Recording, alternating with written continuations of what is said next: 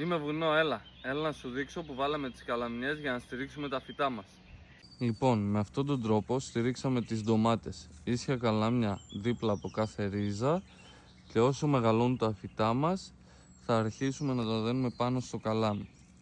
Πάμε στα αγκούρια όπου η κατασκευή ήταν λίγο πιο σύνθετη. Εδώ το βλέπουμε.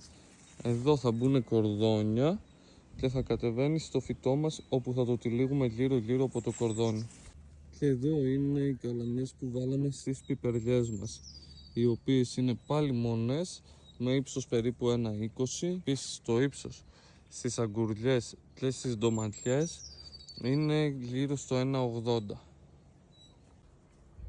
Αυτές ήταν οι τεχνικές που χρησιμοποίησα εγώ. Πείτε μου τη γνώμη σας στα σχόλια, δεκτά όλα τα σχόλια και τι κάνετε εσείς στους δικούς σας λαχανόκηπους. Καλημέρα.